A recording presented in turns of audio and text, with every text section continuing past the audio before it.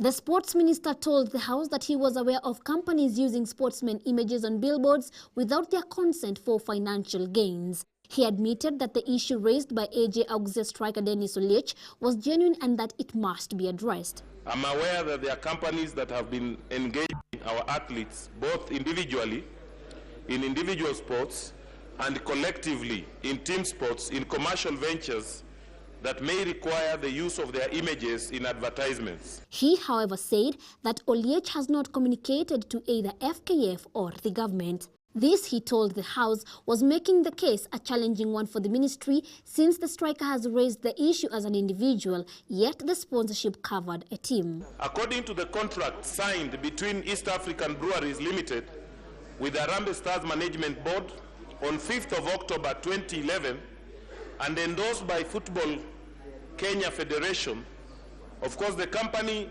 agreed to finance Harambee Stars to the tune of 110 million shillings spread over a period of 3 years.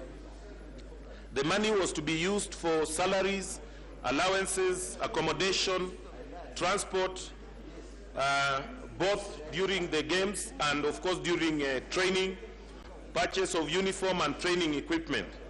In return, East African Breweries Limited was to benefit through a number of things, including the use of images of the national team as stated in part 5.9 of the agreement.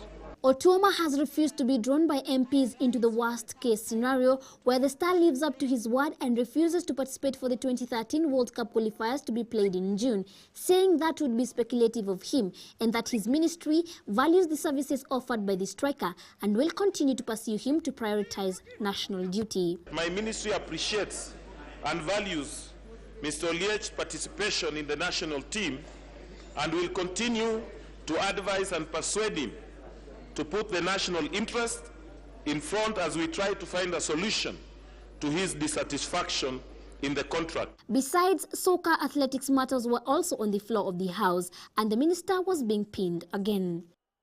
Now that he is aware that his sportsmen and women are undergoing stress or are being exploited as a result of a talent, what kind of a policy, or when are you coming up with a bill to protect our sportsmen and women from this harassment?